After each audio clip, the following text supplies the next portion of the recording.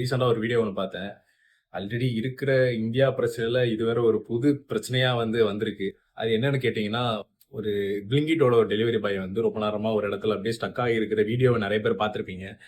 அது என்னன்னா, ஏதோ ஒரு ஜாம்பி ட்ரக் அப்படின்னு பேசிட்டு இருக்காங்க. அது எனக்கு ஒண்ணும் புரியல. அந்த பையன் எப்படின்னா, ஸ்டக் ஆகி அப்படியே ஒரே இடத்துல இப்படி நிக்கிறாப்புல. ரொம்ப நேரம் கழிச்சு போயிட்டு நெறைய பேர் போய் கேட்டிருக்காங்க. "ஏன்பா ஒரே இடத்துல அப்படியே ரொம்ப நேரமா நிக்கிறீங்க?" அப்படின்னு கேட்டதுக்கு அந்த பையன் ஆன்ஸர் பண்ணியிருக்கான். இந்த மாரி எனக்கு ரொம்ப ஒர்க் லோட் ரொம்ப ஜாஸ்தியா இருக்கு. அதனால நான் அப்படி இருக்கேன் அப்படின்னு கதை குடுத்துருக்காப்புல. இது கண்டிப்பா கதை தான்னு தெரியும். இந்தியால ஏதோ ஒண்ணு பயங்கரமா சப்ளை ஆயிட்டு இருக்கு கைஸ். இந்தியால சப்ளை ஆவதுக்கு சொல்லவா வேணும்? ஆக்சுவலா நெறைய ஆப்ஷன் இருக்கும். கண்டிப்பா இருக்கும். இதுக்கு கண்டிப்பா கவர்ன்மெண்ட் ஒரு தடை பண்ணணும். தடை பண்ணணும். ஆர் எல்ஸ் இத ஸ்டெப்பாவது எடுக்கணும். கண்டிப்பா ஒரு இன்வெஸ்டிகேஷன் பண்ணி, இது ஒரு முடிவுக்கு கொண்டு வரணும். ஆல்ரெடி குடி, ஆட்டம், அப்படி கும்மாளம்ன்னு போயிட்டு இருக்கிற டைம்ல ட்ரக்குன்னு வேற ஒண்ணு வந்துருச்சுன்னா, இன்னும் ஒரு பெரிய பெரிய பிரச்சனைலாம் பார்க்க வேண்டியது இருக்கும்.